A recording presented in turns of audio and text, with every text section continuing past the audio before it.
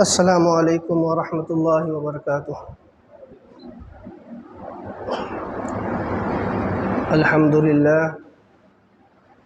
अल्हम्दुलिल्लाह नहमदुहु व नस्तईनुहु व नस्तगफिर व नु'मिनु बिही व नतवक्कलु अलैहि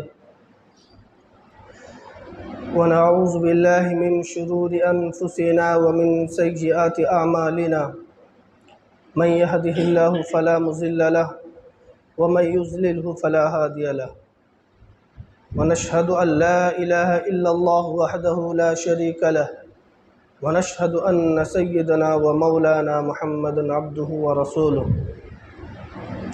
फ़अऊज़ु बिल्लाहि मिनश शैतानिर रजीम। बिस्मिल्लाहिर रहमानिर रहीम। इन्नमल मुअ्मिनूना इख़्वह फ़अस्लिहू बैन अख़वैकुम। क़ाल नबिय्यु सल्लल्लाहु अलैहि वसल्लम इस्मा युस्मा लक औ कमा क़ाल अलैहिस्सलातु व तस्लीम। गिरामी क़द्र मुअज़्ज़ज़ सामीईन, सबसे पहले उस पाक परवरदिगार की तारीफ़ तौसीफ़ बड़ाई किबरियाई करूँगा जिसने हम सबों को यहाँ पर जमा होने की तौफ़ीक़ दी। गुज़िश्ता हफ़्ता इस्मा युस्मा लक इस हदीस के तहत कुछ बातें हुई थी। उम्मीद है कि तमाम हज़रात समझे होंगे कि जब तक खुदा का नहीं सुनोगे, जब तक खुदा का नहीं मानोगे, जब तक हम दूसरों का नहीं सुनेंगे, तब तक ना खुदा सुनेगा ना ही मखलूक सुनेंगे। और ये चीज़ वक्त के सहाबाओं ने, औलिया अल्लाह वालों ने साबित करके दिखाई, उन चीज़ों से भी कहलवाई जिन चीज़ों के बारे में इंसान सोच भी नहीं सकता, उन चीज़ों से भी बात मनवाई जिन चीज़ों के बारे में अगर हम सोचें तो सोचना भी हम बेकार समझते हैं। मछलियों से अपना काम करवा लेना, गुज़िश्ता हफ्ता सुना आपने, मछलियों से काम करवा रहे हैं, इंसान नहीं। इसी तरह हज़रत अमर बिन आस रज़ी अल्लाह ताला अन्हु, आखिर वो भी तो इंसान थे, हम भी इंसान हैं, वो भी बशर, हम भी बशर। मगर उन लोगों ने ईमान किस कदर बनाया, अपने आप को किस कदर बना करके अल्लाह के सामने पेश किया कि फिर दुनिया की वो मखलूक, दुनिया की वो चीज़ें जिसको अगर हम आवाज़ दे तो सुने ना, पुकारे तो आवाज़ ना दे। हज़रत अमर बिन आस रज़ी अल्लाह ताला अन्हु अफ्रीका के जंगल पहुँचे, वाक़या बहुत मशहूर है, बहुत मशहूर वाक़या है, हर आदमी सुने होंगे तकरीबन। एक आवाज़ पर पूरे जंगल खाली। आखिर उस आवाज़ के अंदर क्या चीज़ थी, क्या पावर थी उस आवाज़ के अंदर? जानवर को अगर हम कहेंगे कि तू यहाँ से चला जा, क्या हम इस बात को तस्लीम कर सकते हैं कि जानवर चला जाए? मगर अल्लाह करवा रहे हैं, अल्लाह वो चीज़ करवा रहे हैं जिस चीज़ के बारे में हम सोच भी नहीं सकते।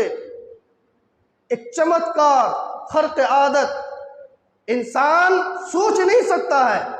अल्लाह की ताकत, अल्लाह की कुदरत ऐसी है कि अल्लाह लोगों के ज़रिए, अपने नबियों के ज़रिए, सहाबाओं के ज़रिए, अपने करीब दोस्तों के ज़रिए लोगों को ये चीज़ बतला रहे हैं कि हमारी ताकत के सामने तुम्हारी ताकत की कोई हैसियत नहीं, कोई हैसियत ही नहीं मेरी ताकत के सामने। एक आवाज़ ही तो थी कि ए अफ्रीका के जंगल के बाशिंदों, जानवरों, सुनो, हम उम्मत मोहम्मदी हैं, अल्लाह के नबी सल्लल्लाहु अलैहि वसल्लम के उम्मत में से हैं, हम उनके गुलाम हैं। आज हमें इस जंगल की ज़रूरत है। मैं हुक्म देता हूँ तुम यहाँ से खाली करके चला जाओ। वो जंगल इतना ख़तरनाक था, इतना ख़तरनाक था कि लोग अगर दिन में भी जाते जाते जिंदा वापस नहीं आते, इतना हौलनाक। तो इतना इतना खौफज़दा माहौल, जिसमें हज़रत अमर बिन आस रज़ी अल्लाह ताला अन्हु कह रहे हैं कि यही हमें रहना है, इसी जंगल में रहना है, नहीं जाना किसी जगह, हमें यहीं अपना क़याम करना है, रात यहीं गुजारनी है। जब ये आवाज़ हज़रत अमर बिन आस रज़ी अल्लाह ताला अन्हु जंगल में ऐलान किए कि ए जानवरों, सब के सब निकल जाओ, हम यहाँ आज क़याम करेंगे। अगर इस आवाज़ के बाद कोई भी जानवर हमारे सामने आएगा तो हम उसे छोड़ेंगे नहीं। मेरे भाइयों, लिखने वालों ने क्या ही खूबसूरत अंदाज में लिखा कि जानवर, चरिंदे, परिंदे, दरिंदे, जिनकी आवाज़ सुनकर इंसान कांप जाए, ऐसे खतरनाक जानवर, बड़े बड़े अजदहे अपने बच्चों को लेकर के जा रहे हैं, अपने सीने से चिमटा करके जानवर निकले जा रहे हैं, यहाँ तक कि वो जंगल खाली हो गया। मेरे भाइयों, यह है ईमान की ताकत, यह है ईमान की कुव्वत, यह है ईमान। आज वही ईमान कहने वाला हम भी तो हैं। क्या हम सहाबा किराम रज़ी अल्लाह ताला अलैहिम अजमईन के ज़माने में कोई और कलीमा था और अभी कुछ और कलीमा है? नहीं मेरे भाइयों, नहीं। वही कलीमा, वही ईमान जो सहाबा के ज़माने में था, वही ईमान, वही कलीमा, वही चीज़, वही खुदा, वही रसूल, वही कुरान और हदीस, तमाम के तमाम चीज़ें वही है, मगर हमारे अंदर और उनके अंदर में आसमान ज़मीन का फ़र्क है। इसीलिए मेरे भाइयों, समझने की ज़रूरत है। इन वाक़यात को सामने रख कर के हम गौर करें कि हमारा ईमान का क्या हाल है, हमारे ईमान का हम मुआयना करें। ये वाक़यात बयानात में सुनते हैं, किताबों में पढ़ते हैं, ये सिर्फ सुनने सुनाने के लिए नहीं, बल्कि इन वाक़यात को सुन कर के हम समझें कि हमारा ईमान का हाल क्या है, हम अपने ईमान को टटोलें कि आज जानवर तो दूर की बात, बड़े बड़े अजदहे, चीते और शेर तो दूर की बात, आज लोग भी हमारी बात मानने के लिए तैयार नहीं। आज हम किसी को कहते हैं कि मेरी बात मान लो, तैयारी नहीं। अल्लाह खुद फरमाते हैं, इन्नमल मुअमिनूना इख्वा फअस्लिहू बैना अखवैकुम, कि जितने भी मुसलमान हैं, चाहे वो अरबी हो, अजमी हो, काले हो, गोरे हो, नाटे हो, लंबे हो, किसी तरह में हो, अगर वो ईमान वाला है, अल्लाह के नबी के कलीमे पढ़ने वाला है, तो वो तुम्हारा भाई है। अगर इन लोगों के दरमियान में कोई लड़ाई हो जाए, झगड़ा हो जाए, ना इत्तफाक़ी हो जाए, तो तुम आपस में सुलह करो। मगर आज हाल क्या है? लड़ाई छुटानी तो दूर की बात, आज हम भाइयों से लड़ते हुए देखते हैं तो खुशियां मनाते हैं। आज के पड़ोसी का ये हाल है मेरे भाइयों। हालांकि ईमान वालों की ये पहचान नहीं है, ईमान वालों की ये शनाख्त नहीं है। अल्लाह ने कितना खूबसूरत दौलत हमें दी है। ईमान, कलीमा तौहीद का क्या ही खूबसूरत इनाम से नवाजा है। अल्लाह की लाखों सैकड़ों नेमतें हैं, एक नहीं, दो नहीं, सैकड़ों नेमतें हैं, मगर उन तमाम नेमतों, खुदा की कसम मेरे भाइयों, उन तमाम नेमतों को तुम एक तरफ रख दो, तमाम नेमतों को एक तरफ रख दो और सिर्फ कलीमा तौहीद, अल्लाह के नबी का कलीमा एक तरफ रख दो, ये तमाम चीजें बेकार है। असल चीज ये है,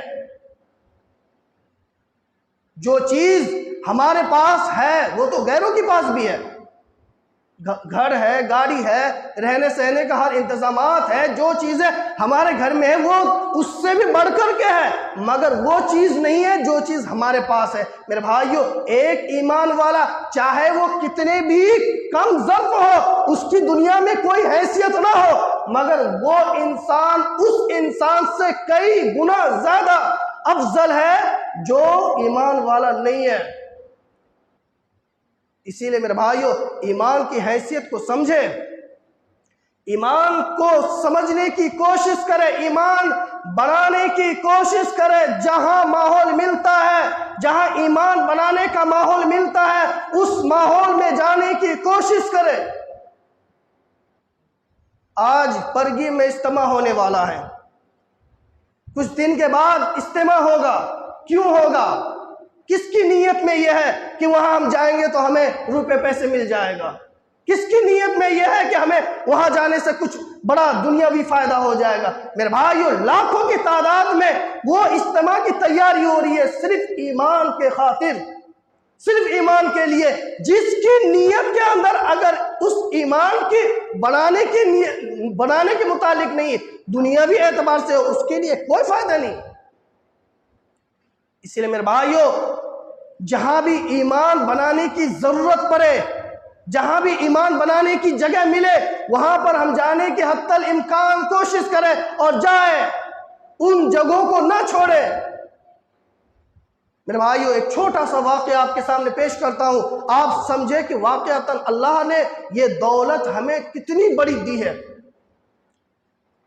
हजरत हसन बसरी रहमतुल्लाह अलैह के पड़ोसी शुमून 70 साल तक आग की परस्तिश की, आग को पूजा की, आग को ही भगवान, खुदा, परवरदिगार ना जाने सब कुछ माना 70 साल तक। यहां तक कि आग की इबादत करते करते दिल तो सियाह तो पहले ही पड़ गए थे, चेहरा और जिस्म भी काला पड़ गया। मेरे भाइयों, हजरत हसन बसरी रहमतुल्लाह अलैह पहुंचे, मर्जुल वफात का वक्त है, कुछ घंटों का मेहमान है। हजरत हसन बसरी रहमतुल्लाह अलैह पहुंचे और कहने लगे, ए शुमून, सारी जिंदगी तूने आग की इबादत की, आग को खुदा माना, आग को ही सारी चीजें मानी, अब तो कम अज कम अल्लाह की इबादत कर लो, अब तो तुम कलीमा पढ़ लो, अब तो मुसलमान हो जाओ। मेरे भाइयों, देखिए कलीमा की ताकत कितनी है। मैं ताकत बयान कर रहा हूं, 1-2 साल नहीं, 70 साल दुनियावी एतबार से एक लंबा वक्त होता है, एक लंबा अरसा होता है। 70 साल तक उसने आग की इबादत की। कहने लगे, हजरत क्या हमारा ईमान कबूल भी हो जाएगा? हमने तो 1-2 साल नहीं बल्कि सारी जिंदगी हमने आग की इबादत करी है, क्या अल्लाह हमारी तौबा कबूल कर लेंगे? तो हजरत हसन बसरी रहमतुल्लाह अलैह कहने लगे कि हाँ, खुदा वो ज़ात है, अल्लाह वो है जो इंसान अगर एक मर्तबा सिद्क दिल से तौबा कर ले और कहे कि मौला अब हम नहीं, गलत करने वाले नहीं हैं, नहीं करेंगे, हम अपनी ज़ात से पूरी उम्मीद के साथ कहते हैं कि मौला हमें माफ़ कर दीजिए, आइंदा ऐसी गलती नहीं होगी। मेरे भाइयों, खुदा ज़ात वो है जो 70 साल अपने साथ शरीक करने वाला, यानी कि अल्लाह ताला खुद फरमाते हैं, इन्न शिर्क लज़ुल्मुन अज़ीम, कि हम शरीक करने वालों को कभी माफ़ नहीं करेंगे। मगर अल्लाह ताला दूसरी जगह कहते हैं कि अगर तुम एक मर्तबा भी मेरे बारगाह में आकर के दिल से कह दोगे कि मौला तेरे अलावा कोई ज़ात नहीं, तू ही सब चीज़ है, सब कुछ तू ही है, तो खुदा की कसम मेरे भाइयों, वो खुदा माफ़ कर देते हैं, वो खुदा माफ़ कर देते हैं। 70 साल तक इबादत करी, किसकी? अल्लाह की इबादत नहीं, अल्लाह की इबादत नहीं, आग की इबादत करी। आग की इबादत करते करते यहां तक के मर्जुल वफात का वक्त आ गया, मौत का वक्त आ गया, बस कुछ ही दिन, कुछ ही घंटों का वो मेहमान है। मेरे भाइयों, तो हजरत हसन बसरी रहमतुल्लाह कहने लगे कि तुम ईमान कबूल कर लो, कलिमा तौहीद पढ़ लो, अल्लाह के नबी के ऊपर ईमान लेके आ जाओ, अल्लाह तुम्हें माफ़ कर देंगे। तो शुमून क्या कह रहे हैं कि अगर इस बात पर तुम मुत्तफिक हो तो मैं ईमान कबूल करूँगा, मगर एक शर्त है, तो कहने लगे कि शर्त बताओ, क्या शर्त है? तो कहने लगे कि शर्त यह है कि आप एक अहदनामा लिख करके दे, एक पर्ची में लिख करके दे कि मैं ईमान कबूल कर लिया, और ये इस बात, और बसरा के जितने भी बड़े बड़े आदिल हैं, वक्त के बुजुर्ग हैं, उनसे दस्तखत करवा लीजिए कि मैं हकीकत में मुसलमान हो गया। मेरे भाई, हजरत हसन बसरी रहमतुल्लाह अलैह बहुत खुश हुए, ईमान लेकर के आ गए और दस्तखत भी कर दी और अहदनामा भी लिख दिए, और कहने लगे कि अगर मेरी मौत हो जाए, अगर मैं मर जाऊं, तो आप ही हमारा तजहीज़ व तफहीम करेंगे और इसी तरह हमें गुस्ल करवाएंगे और जो भी काम है आप खुद अपने ज़ात से करेंगे। मेरे भाइयों, चुनांचे ऐसा ही हुआ। इस वसीयत के बाद शुमून दुनिया से चले गए, दुनिया से पर्दा फरमा गए। अब क्या होता है, हज़रत हसन बसरी रहमतुल्लाह अलैह रात में सोते हैं और क्या ही खूबसूरत ख्वाब देखते हैं, क्या खूबसूरत ख्वाब देखते हैं कि शुमून जो इबादत खुदा की नहीं बल्कि गैरुल्लाह की इबादत करते थे, और 1-2 साल नहीं, सारी जिंदगी एक मर्तबा कलिमा तौहीद पढ़ा, ला इलाहा इल्लल्लाह मुहम्मदुर रसूलुल्लाह। तो हजरत हसन बसरी रहमतुल्लाह अलैह ख्वाब में देख रहे हैं कि शुमून जन्नत में तफरीह कर रहे हैं, जन्नत में टहल रहे हैं, खूबसूरत लिबास पहन करके जन्नत के मजे ले रहे हैं। मेरे भाइयों, हजरत हसन बसरी रहमतुल्लाह कहने लगे कि शुमून, तुम्हारे साथ क्या मामला हुआ, अल्लाह तुम्हारे साथ क्या किस तरह पेश आए? तो शुमून कह रहे हैं कि अल्लाह अपने फजल करम से हमें माफ़ कर दिए, और ये जो चिट्ठी थी, ये जो आपने लिख करके दिए, आप ये चिट्ठी की अब ज़रूरत नहीं, तुम ले लो।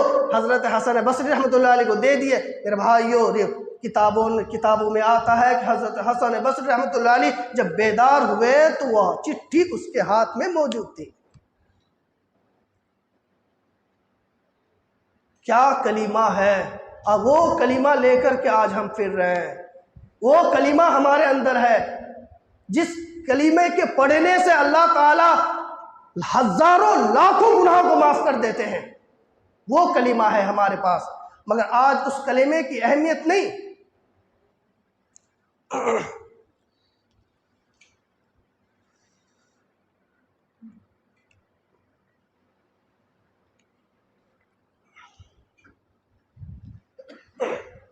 इसलिए मेरे भाइयों, अपने ईमान की हिफाजत के लिए हमें कोशिश करना चाहिए। हमारा ईमान किस तरह महफूज हो जाए, हम मरने से पहले हमारा ईमान कैसे रह जाए, जब हम मरे तो कलीमे के साथ जाए। मेरे भाइयों, हमारी ज़िंदगी हम जी रहे हैं ईमान के साथ, मगर हमारी हालात के ऊपर हम कुछ कह नहीं सकते हैं कि आज ईमान वाले हैं, कल ना जाने क्या हमारा क्या हाल होगा। हालात इस तरह हो रहे हैं। हम दुआ करें कि अल्लाह हमारी ईमान की हिफाजत फरमाए, और ईमान की हिफाजत के लिए अल्लाह के अरकान जितने भी हैं, अल्लाह के नबी सल्लल्लाहु अलैहि वसल्लम जो काम करने के लिए कह रहे हैं, उन तमाम कामों को करने की कोशिश करना चाहिए। इसीलिए मेरे भाइयों, ईमान की हिफाजत के लिए सबसे पहला काम यह है कि हम अल्लाह को सिद्क दिल से माने, और फिर जो हर रोज दिन, एक दिन नहीं बल्कि हर रोज नमाज का जो फरीज़ा है, इसको हम ज़रूर अपनाने की कोशिश करें। इसीलिए हम इन तमाम चीज़ों को मजबूत करने के लिए हमारे पास एक बहुत बेहतरीन इज्तिमा होने वाला है। हम उसमें कोशिश करें कि हर बंदा वहाँ पर जाकर के शरीक हो, और वहाँ पर जाने से पहले वहाँ की तैयारियां करें। इज्तिमा में 1-2 लाख नहीं बल्कि कई लाख आदमी आने वाले हैं, वो आपके मेहमान हैं, आप मेज़बान हैं। इसीलिए हर आदमी को चाहिए कि वहाँ की तैयारियां करे। अगर हम इस नीयत से कर रहे हैं कि यहाँ के वह मेहमान आने वाले जितने भी हजरात हैं यहाँ आएंगे, तो आकर के उनको सहूलियात होगी और वो अल्लाह अल्लाह का जिक्र करेंगे उस मजलिस में। मेरे भाइयों, अगर इस नीयत से अगर हम काम करेंगे जा करके, तो उसके इबादत की वजह से हमें भी सवाब मिलेगा। इसीलिए हम इन चीज़ों से कतराए ना, बल्कि जब जब मौका मिले, जब जब मौका मिले आप वहाँ पर जाए और जा कर के काम में हाथ बटाए और वहाँ की तैयारियों में शरीक हो, और वहाँ के जितने भी काम है, चाहे वो जान के ज़रिए हो, माल के ज़रिए हो, जिस तरह भी हो, आप जिस तरह कर सकते हैं करें। उस काम से हम पीछे ना हटे, क्योंकि काम बहुत नेक होने वाला है, सब बहुत नेक काम होने वाला है। इसीलिए हम उस काम से पीछे ना हटे। आज हम किसी को तश्कील करते हैं तो ना जाने कैसे कैसे बहाने करते हैं। फिर भाइयों, 2-4 दिन के लिए हम अपने वक्त को निकाल नहीं सकते? हमारे इतने सारे मेहमान आएंगे, अपने मेहमान के लिए क्या हम अपने वक्त को निकाल नहीं सकते? ईमान की तैयारी ही तो है। क्या हमारा ये अकीदा नहीं है कि अगर हम एक मुसलमान भाई के लिए हम अगर वहाँ पर कुछ काम कर दे और वो इबादत करेंगे तो हमें उसका सवाब मिलेगा? इसका अकीदा नहीं है। तो इसीलिए मेरे भाइयों, हर एक इंसान ये कोशिश करे कि हम खुद भी जाए और हम अपने साथियों को भी लेकर के जाए, क्योंकि मैं गुज़िश्ता हफ्ता गया था, वहाँ पर काम बहुत ज़्यादा है। इसीलिए मैं इस बात को आपके सामने रखा कि वक्त आने से पहले पहले वो काम देखिए, काम करने वाला कोई भी काम कर सकता है, और उम्मीद कन्फर्म यही बात है कि काम हो ही जाएगा, चाहे आप जाए ना जाए, करे ना करे, काम हो ही जाएगा। तो कहने का मतलब यह है कि हम खुद जा कर के करें ताकि हमारा हिस्सा हो जाए, उसमें हम अपना हिस्सा वहां पर ले लें। इसीलिए मेरे भाइयों, बहुत नेक काम है, बहुत खूबसूरत काम है। जाकर के इंशाअल्लाह शरीक होंगे, जाएंगे इंशाअल्लाह, शरीक होंगे। अल्लाह ताला अमल करने की तौफीक अता फरमाए। वमा तौफीक इल्ला बिल्लाह।